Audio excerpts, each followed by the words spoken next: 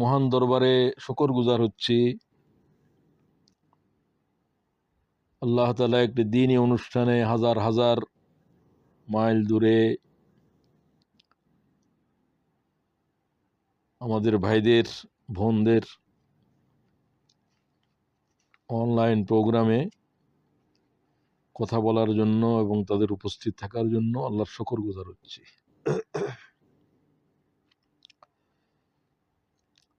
আল্লাহ তাআলার মেরাজ সম্পর্কে আলোচনার গুরুত্বপূর্ণ আয়াতটাই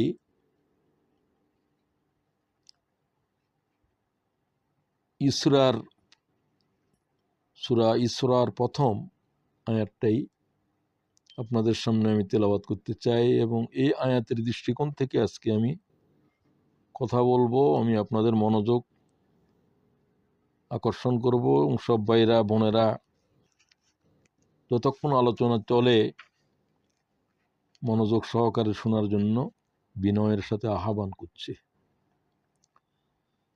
আউযু বিল্লাহি মিনাশ শাইতানির রাজীম। বিসমিল্লাহির রহমানির রহিম। সুবহানাল্লাযী আসরা বিআবদিহি লাইলাম মিনাল মাসজিদিল হারাম ইলাল মাসজিদিল আকসা الذي باركنا حوله لنريه من آياتنا إنه هو السميع البصير إنه هو السميع البصير صدق الله العظيم। ইরশাদ হচ্ছে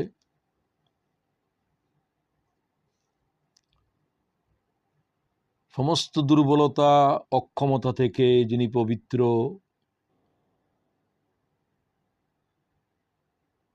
তিনি তার বান্দাকে মুহাম্মদ সাল্লাল্লাহু আলাইহি সাল্লামকে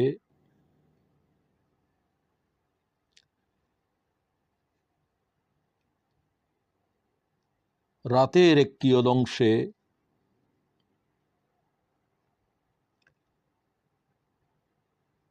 মসজিদে হারাম থেকে দূরের মসজিদুল আকসায় সফর করালেন, যার চারিপাশে বরকতে পরিপূর্ণ।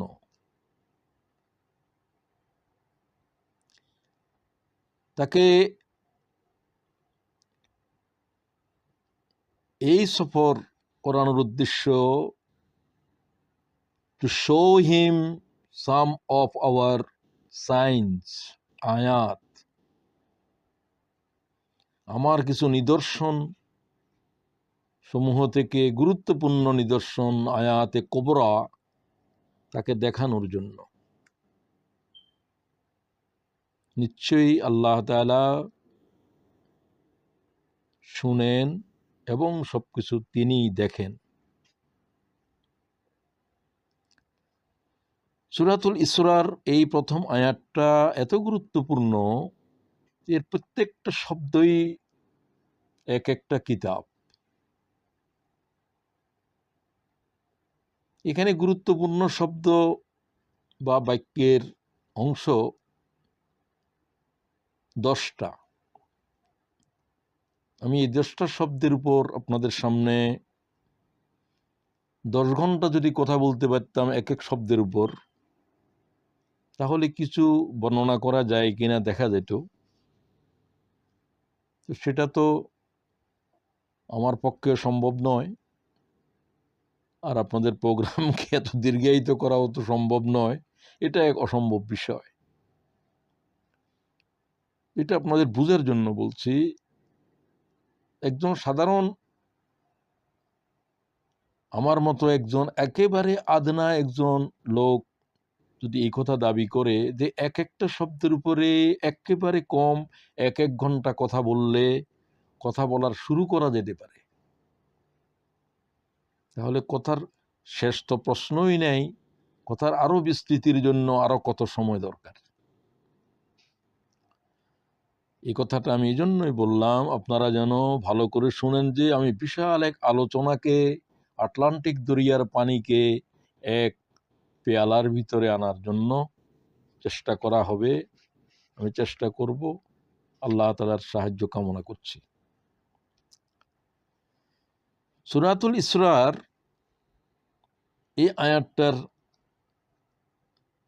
তরজমা আপনারা শুনলেন।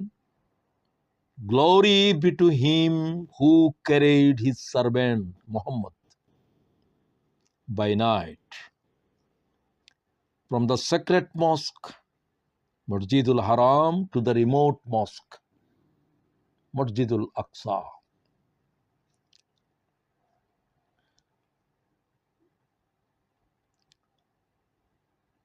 Allazi barakna hawlahu, whose surroundings we have blessed, to show him some of our ayat, big sign, great sign. ইন্নাহু হুয়াস সামিউল বাসীর, তিনি এবং তিনি শুধু শুনেন এবং তিনি দেখেন।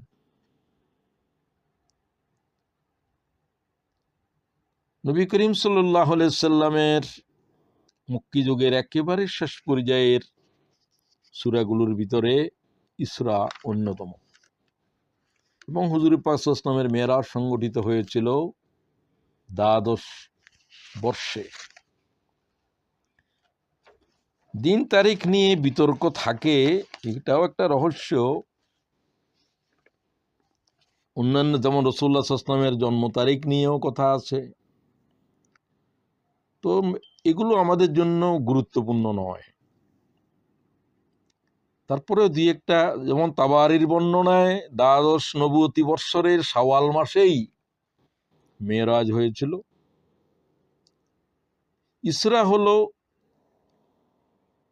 মসজিদে আকসা পর্যন্ত, সেখান থেকে মেরাজ আল্লাহর আরশ পর্যন্ত।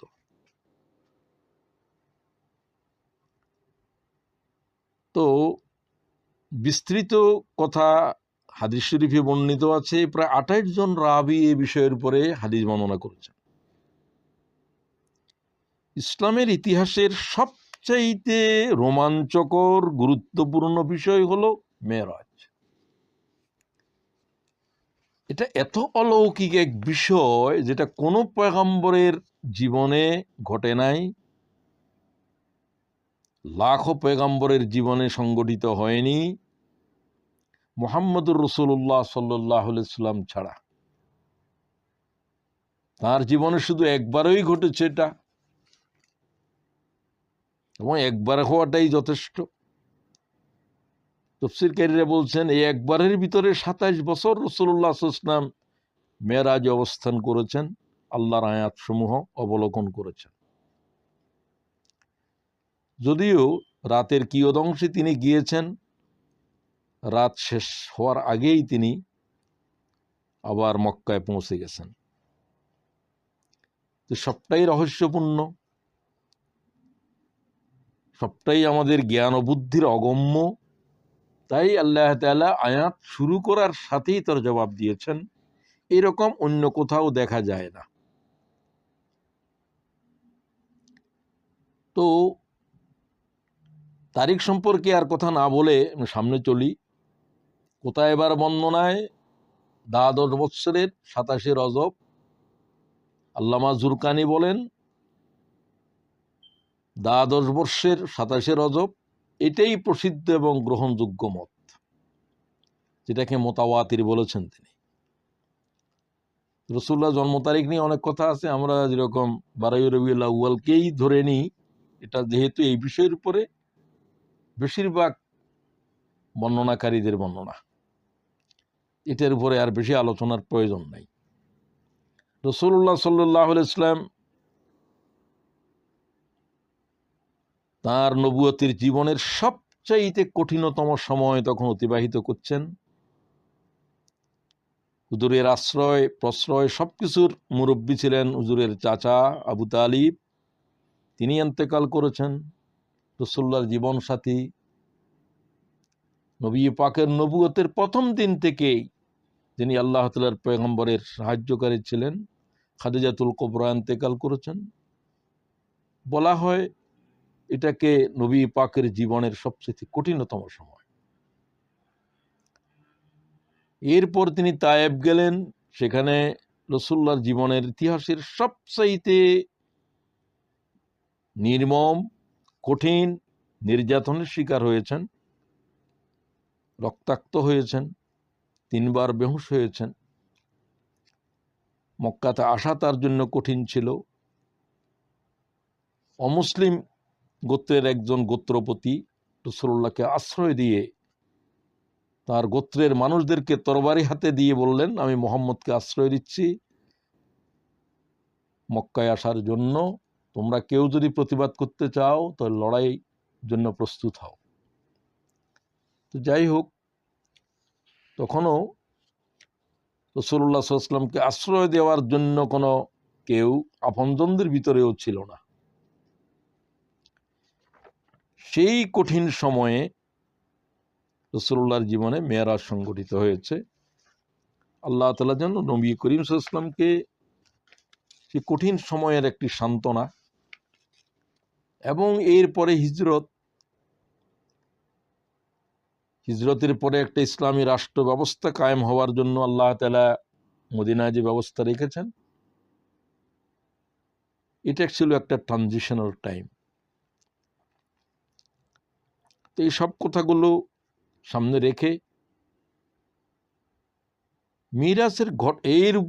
মেরাজের ঘটনার উপরে বেশি কথা আমি বলতে যাব না, আপনাদের অনেকেরই জানা আছে। যেহেতু আয়াতটার উপরেই কথা বলতে হবে একটু বেশি করে, আল্লাহ যা বলেছেন অতটুকুই, হাদিস শরীফের বিস্তৃত আলোচনার দিকে আমার দেওয়ার বেশি সুযোগ হবে না। তারপরেও আলোচনার সুবিধার্থে ইবনুল কাইয়ুম, আল্লামা মওদুদী রাহমাহুল্লাহ, তারা তাদের কিতাবে মেরাজের যে বর্ণনা দিয়েছেন, সেটা আমরা যেগুলো বলে থাকি সেগুলাই।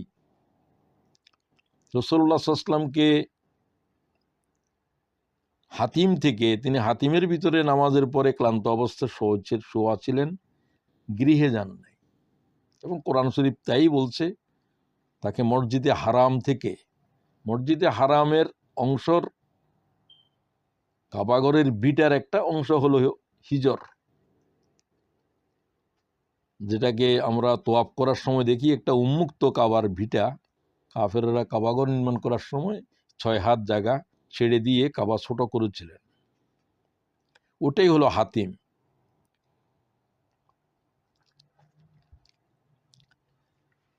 তো জিবরাইল রাসূল পাক সাল্লাল্লাহু আলাইহি ওয়াসাল্লামকে জাগালেন, সিনাসাক করলেন, এত দীর্ঘ সফরের জন্য তাকে প্রস্তুত করলেন। রাসূল নিজেও জানতেন না যে তার মেরাজ হবে, তাকে আল্লাহ তাআলার পক্ষ থেকে দাওয়াত দেওয়া হচ্ছে যাওয়ার জন্য। জিবরাইল বললেন, হুজুর পাক সাল্লাল্লাহু আলাইহি ওয়াসাল্লাম প্রস্তুতি গ্রহণ করলেন। হুজুরকে বহন করার জন্য বরাক ছিল, খচ্চরের চাইতে বড়, ঘোড়ার চাইতে ছোট, ডানাযুক্ত একটি পাখি, পশু এবং পাখি দুইটাই বলা যায়। ভয়ঙ্কর তার গতিবেগ, সে এক কদমে এক দৃষ্টির সীমা অতিক্রম করে। তাকে আরোহণ করতে বললেন এবং তার প্রচণ্ড গতিতে চলার সময় জিবরাইল তাকে বলে দিলেন, তোমার উপরে আল্লাহর এমন এক বান্দা আছে, আল্লাহর সৃষ্টি জগতে এর কোনো তুলনা নাই। তুমি বহন করার সময় বেশি অস্থিরভাবে না গিয়ে যতটুকু সম্ভব স্থির হয়ে থাকবে। এগুলো হাদিস শরীফে বর্ণনা রয়েছে। তো প্রথমেই বাইতুল মুকদ্দাস নিয়ে গেলেন, সেখানে রাসূলুল্লাহ সাল্লাল্লাহু আলাইহি ওয়াসাল্লাম বরাক থেকে নামলেন। সমস্ত পয়গম্বরের সাথে রাসূলুল্লাহ সাল্লাল্লাহু আলাইহি ওয়াসাল্লামের মোলাকাত হলেও মেরাজের শুরুতে, কেউ বলছেন মেরাজ করে এসে, তো আমার কাছে এটাই বেশি প্রণিধানযোগ্য মনে হয়েছে। সোয়া লক্ষ পয়গম্বর যখন দাঁড়িয়ে গেলেন রাসূলুল্লাহ সাল্লাল্লাহু আলাইহি ওয়াসাল্লামের সাথে দেখা করার জন্য, আল্লাহ তাআলার ইশারায় এসেছেন সব। জিবরাইল রাসূলের হাত ধরে বললেন, আপনি নামাজের ইমামতি করেন। 2 রাকাত নামাজ আদায় করলেন। হুজুর বললেন, আমি সমস্ত পয়গম্বরকে তাদের হুবহু চেহারায় পৃথিবীতে তারা যে অবস্থায় ছিলেন সেই অবস্থায় দেখেছি। গম্বুজে খাদরার উপরে বসলেন, ঝুলন্ত। এটি আরেক রহস্যপূর্ণ। এটা বায়তুল মকদেসের ভিতরে গম্বুজে খাদরা, এটাকে উপরে একটা ডোম রয়েছে, তো ওটার উপরে তিনি বসলেন, যেখানে আদম আলাইহিস সালামও বসেছিলেন, ইব্রাহিম আলাইহিস সালাম বসেছেন, এবং তার পাশেই হাইকেলে সুলাইমানের নির্মাণ করা হয়েছে। রাসূলুল্লাহ সাল্লাল্লাহু আলাইহি ওয়াসাল্লাম সেখান থেকেই মেরাজে রওনা হলেন। তো হুজুর পাক সাল্লাল্লাহু আলাইহি ওয়াসাল্লাম প্রথম আকাশে পৌঁছলেন 20 বিলিয়ন লাইট ইয়ার বিজ্ঞানীদের হিসাবে, 21 কোটি আলোকবর্ষ প্রথম আকাশ। জিব্রাইল দরজা নাড়ালেন, দরজা বন্ধ আসমানের। কড়া নাড়লেন, বলল, জিজ্ঞাসা করলো প্রহরীরা, কে? জিব্রাইল। ফকালা জিব্রাইল হাযা আবুকা আদম। হুজুর পাক সাল্লাল্লাহু আলাইহি ওয়াসাল্লাম দরজা খুলতে বললেন। আদম আলাইহিস সালামের সাথে তার দেখা হলো। হুজুরকে বলা হলো যে, হাযা আবুকা আদম ফাসাল্লিম আলাইহি। জিব্রাইল বললেন, এই আপনার পিতা আদম আলাইহিস সালাম, আপনি তাকে সালাম করুন।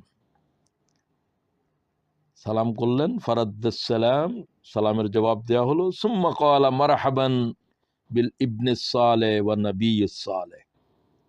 বুখারীর বর্ণনা এটা, পুরো বর্ণনাটাই বুখারী করেছেন। তো তিনি বললেন যে, তুমি আমার সন্তানদের ভিতরে সর্বোৎকৃষ্ট, তুমি নবীদের ভিতরেও সর্বশ্রেষ্ঠ। অতঃপর দ্বিতীয় আকাশে একইভাবেই জিজ্ঞাসা করা হলো, কে? জিব্রাইল। সাথে কে? কিলা মাম্মাক ক্বালা মুহাম্মদ, আমার সাথে মুহাম্মদ রয়েছে। জিজ্ঞাসা করা হলো, আসার কি হুকুম হয়েছে? হ্যাঁ। ফালাম্মা খালাস্তু, বাইর হওয়ার, খুলে দেওয়ার পরে তার সাথে দেখা হলো। ইজা ইয়াহইয়া ওয়া ঈসা ইবনে মারিয়াম ফাকালা হাযা ঈসা ওয়া হাযা ইয়াহইয়া। এই ব্যক্তি ইয়াহইয়া, এই হলো ঈসা ইবনে মারিয়াম। ফাসাল্লিম আলাইহিমা। রাসূলুল্লাহকে বললেন, আপনি তাদেরকে সালাম করেন। হুজুর সালাম করলেন, তারা বললেন, মারহাবা বিল আখিস সালেহ ওয়ান নবিয়্যিস সালেহ। নবীরা পরস্পরের ভাই, আপনি আমাদের শ্রেষ্ঠ ভ্রাতা নবী হিসাবে, আপনি নবীদের ভিতরেও সর্বশ্রেষ্ঠ। এর পরের আকাশে অনুরূপভাবে দেখা হলো, সালাম হলো এবং কালাম হলো। তারপরে রসুল পাককে সংবর্ধনা, ওয়েলকাম করলেন। তৃতীয় আকাশে, সেখানে হুজুর পাক সাল্লাল্লাহু আলাইহি ওয়াসাল্লামের সাথে দেখা হলো, বলা হলো যে এই হলো ইউসুফ আলাইহিস সালাম, বেশি সুন্দর পয়গম্বরদের ভিতরে। চতুর্থ আকাশে ইদ্রিস, পঞ্চম আকাশে হারুন, ষষ্ঠ আকাশে মুসা, সপ্তম আকাশে রাসূল পাক সাল্লাল্লাহু আলাইহি ওয়াসাল্লাম দেখলেন বাইতুল মামুর, তার চেহেনের ভিতরে ইব্রাহিম আলাইহিস সালাম বসা। তাকে বলে, জিবরাইল আলাইহিস সালাম তাকে বললেন, দুইজনকে বললেন, আপনার পিতা। ক্বালা হাযা আবুকা ইব্রাহিম ফাসাল্লিম আলাইহি। এই আপনার পিতা ইব্রাহিম আলাইহিস সালাম, আপনার মিল্লাতের পিতা এবং আপনার বংশের পিতা। আপনার জন্য ইব্রাহিম আলাইহিস সালাম দোয়া করেছিলেন কাবা ঘরে। ফাসাল্লামতা আলাইহি, আমি হুজুরকে সালাম করতে বললেন, সালামের জবাব দিলেন। ফারাদ্দাস সালাম ক্বালা মারহাবান বিল ইবনিস সালেহ ওয়া নবিয়্যিস সালেহ। তুমি আমার বংশের শ্রেষ্ঠ আওলাদ, সন্তান, তুমি আল্লাহর तमाम পয়গম্বরের শ্রেষ্ঠ পয়গম্বর। এই হলো মেরাজের দ্বিতীয় পর্ব। এরপরে হুজুর পাক সাল্লাল্লাহু আলাইহি ওয়াসাল্লাম সিদরাতুল মুনতাহা যাওয়ার পরে জিবরাইল বললেন, আমার যাত্রা এখানেই শেষ, বাকিটা আপনি এবং আল্লাহই জানে। ওইখানে যাওয়ার জন্য কোনো মালায়েকার ইজাজত নাই, আমরা সেই জগৎ সম্পর্কে বেখবর। ইনদা সিদরাতুল মুনতাহা, এই হলো সৃষ্টি জগতের শেষ সীমা। ওখানে যে সমস্ত মালায়েকেরা আল্লাহর সাথে আছেন, আল্লাহর আরশ বহনকারীরা, তারা আরেক জগতে, তাদের সাথে আমাদের যোগাযোগ নাই সেরকম। তো রাসূলুল্লাহ সাল্লাল্লাহু আলাইহি ওয়াসাল্লামের জন্য রফরফ আসলো, মেরাজ যেটাকে বলা হয়, সিঁড়ি সোনালী, রাসূলুল্লাহ সাল্লাল্লাহু আলাইহি ওয়াসাল্লাম আরোহণ করলেন এবং আল্লাহর আরশ পর্যন্ত পৌঁছলেন। এই হলো তৃতীয় পর্ব। আবার তিনি সেখান থেকে আল্লাহর সাথে কথা বললেন। আল্লাহ তাআলা তাকে মৌলিক তিনটে জিনিস মেরাজে দিয়েছিলেন আর জান্নাত জাহান্নামকে দেখিয়েছিলেন। দেখানোর সময় জিব্রাইল ছিল, আর আল্লাহ তাআলা যখন আরশে আজিমে ডাক দিলেন, সেখানে তো জিব্রাইল নাই, শুধু মুহাম্মদ আর মুহাম্মদের প্রভু, আমাদের সকলের রব আল্লাহ তাআলাই ছিলেন। وعن ابن عباس قال فعوتي الصلاة الخمس وعوتي خواتيم سورة البقرة। আল্লাহ তাআলা আমাকে মেরাজে তিনটে জিনিস দিয়েছেন, 5 ওয়াক্ত নামাজ ফরজ করেছেন এবং ওয়াউতিয়া খাওয়াতিম সূরাতুল বাকারা, সূরাতুল বাকারার শেষ 2 আয়াত জিব্রাইল ছাড়া আমার উপর অবতীর্ণ করেছেন। ওয়া গুফিরা লিমান লা ইউশরিক বিল্লাহ মিন উম্মতিহি শাইয়্যা। মুহাম্মদ সাল্লাল্লাহু আলাইহি ওয়াসাল্লামকে বললেন, আপনার উম্মতের জন্য আমার তোহফা, আমি আপনার উম্মতকে জাহান্নামে জ্বালাবো না, তবে একটা শর্ত, যদি তারা শিরিক না করে। শিরিক করে নাই, মুহাম্মদ সাল্লাল্লাহু আলাইহি ওয়াসাল্লামের একজন উম্মত জাহান্নামে যাবে না, আপনি এই খোঁজখবরই নিয়ে যান। এটা ইমাম মুসলিম বিশুদ্ধ সনদে বর্ণনা করেছে। তাহলে মোটামুটি আমি ঘটনার একটা সংক্ষিপ্ত সিনপসিস আপনাদের সামনে দিলাম আয়াতগুলোর ব্যাখ্যা যাওয়ার আগে। এখন আসেন, সুবহানাল্লাযী আসরা, প্রথম শব্দটাই হলো চমকপ্রদ। সকল দুর্বলতা অক্ষমতার ঊর্ধ্বে, he is free from every imperfection and flaw। অক্ষমতা দুর্বলতার যিনি ঊর্ধ্বে, যার কাছে ইম্পসিবল, অসম্ভব কোনো জিনিসই নাই। Impossible, all impossible is possible to him, impossible is unknown to Allah। তিনি সুবহান, যার কাছে অসম্ভব বলে কোনো জিনিস জানা নাই। আল্লাহ শুধু এটাই জানে না অসম্ভব কিছু দুনিয়াতে বা কোথাও সৃষ্টির কোথাও আছে কিনা। আর আমাদের জন্য সবসময় অসম্ভব, সবকিছুতেই অসম্ভব। জন্ম অসম্ভব, থাকা অসম্ভব, শহরে আল্লাহ সম্ভব করতে আছে। সুবহান হচ্ছে তিনি। এই শব্দটাকে বলা হয় মেরাজের যত প্রশ্ন রয়েছে, কিভাবে তিনি এই মহা আকাশ অতিক্রম করলেন, কিভাবে তিনি লক্ষ লক্ষ তারকা খচিত, কোটি কোটি তারকা খচিত এই আকাশ, এই ব্ল্যাক হোল অতিক্রম করলেন, এই দূরত্ব অতিক্রম করলেন, সব জবাব হলো সুবহান। যেহেতু তিনি নিজেই মেরাজ করেন নাই, তাকে নিয়ে যাওয়া হয়েছে। আল্লাহ বলছেন, আমি মুহাম্মদকে ভ্রমণ করালাম। সুবহানাল্লাযী আসরা, সুবহানের উপর আর কথা বলার নাই। আল্লামা মওদুদীও বলছেন, সুবহান শব্দটাই প্রমাণ করে রাসূলুল্লাহর সশরীরে মেরাজ হয়েছে। সাহাবীদের ভিতরে হযরতে আয়েশা এবং আমিরে মুয়াবিয়া, এই দুইজন ব্যতি রেখে আর কোন সাহাবী রাসূলুল্লাহর সশরীরে মেরাজের উপরে প্রশ্নই করেন নাই। তো সেগুলো আমাদের আলোচনা নয়। হযরতে আয়েশার বয়সও তখন 6 বছর হয়েছে কিনা, এইরকম হবে, 6-7 বছর। হুজুরের সংসারেও তখন আসেন নাই তিনি। তো আয়েশার আব্বা যেটা বলছে সেটা হলো কথা। তাকে যখন বলা হয়েছে যে এইরকম অসম্ভব বিষয়, এক রাতের ভিতরে সপ্ত আকাশ জমিন সবকিছু সফর করে রাতের কিয়দংশে আবার ফিরে এলেন কি করে। আবু বকর শুধু বলেছিল যে মুহাম্মদ বলছে কিনা এটা, কয় হ্যাঁ মুহাম্মদ তো বলছে। আরবের কাফেররাও বলে, তোমার বন্ধু তো উম্মাদ হয়ে গেছে। লাউ কালা মুহাম্মদ, যদি মুহাম্মদে বলে থাকে আসমাউ তাহাতানা ওয়াল আরদু ফাওকানা লা সাদাকা মুহাম্মদ, মোহাম্মদ যদি বলে আকাশ পায়ের নিচে, জমিন মাথার উপরে, তাহলে মোহাম্মদ সঠিক বলছে, আমার চোখ বুঝতেছে না, চোখ মিথ্যা দেখাচ্ছে, মোহাম্মদ সত্য। তো মোহাম্মদের মেয়ে কি বলছে সেটা আর আমাদের আয়েশার মেয়ে কি বলছে সেটা আলোচনা নয়, সেটাকে হাদিসের সনদ শুদ্ধ কিন্তু দেরায়েত শুদ্ধ নয়। এটাই হলো যে ফকিদের কথা। হাদিসের দেরায়েত এবং রেওয়ায়েত দুইটা বিষয় আছে। দেরায়েত হলো কোরআন শরীফের সাথে সাংঘর্ষিক। কোরআনে আল্লাহ যা বলেছেন সশরীরে মেয়েরাজের কথাই বলেছেন। ইসরা শব্দের মানে হলো যে সশরীরে ভ্রমণ করা। এই শব্দ কোরআনে আরো ব্যবহার হয়েছে। ফাসরে বিআহলিক, লূত আলাইহিস সালামকে বলা হচ্ছে আপনি আপনার আহাল নিয়ে, মুসলমানদেরকে নিয়ে বেরিয়ে যান রাত্রের ভিতরে। ইসরা শব্দ বলা হচ্ছে বিকাতআম মিনাল লাইল, এই রাতের অংশের ভিতরে, রাতের আল্লাহর গজব শুরু হবে কিছুক্ষণ পরে। তাহলে বোঝা গেল ইসরা শব্দ হলো তো রাতে সফর করা, রাতে কোথাও যাওয়া, এটাকে বলা হয়। মুসা আলাইহিস সালামকে আল্লাহ বলছেন এই কথা কোরআন শরীফের সূরা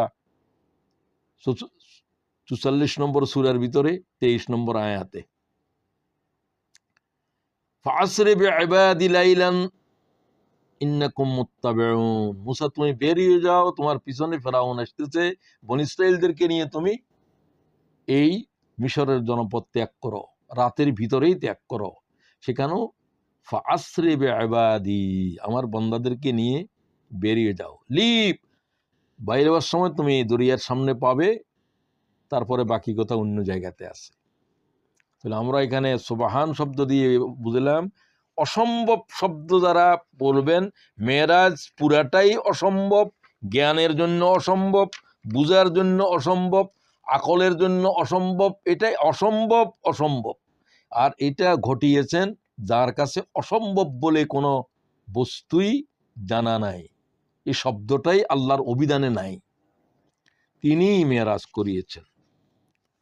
সুতরাং রাসূলুল্লাহ সাল্লাল্লাহু আলাইহি ওয়াসাল্লামের জীবন ইতিহাসের সবচেয়ে অলৌকিক ঘটনা মেরাজ।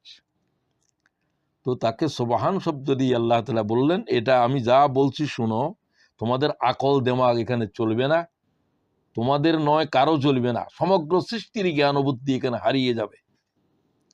এটার এমন অংশ রয়েছে যেটা জিবরাইলের কাছেও জানা নাই।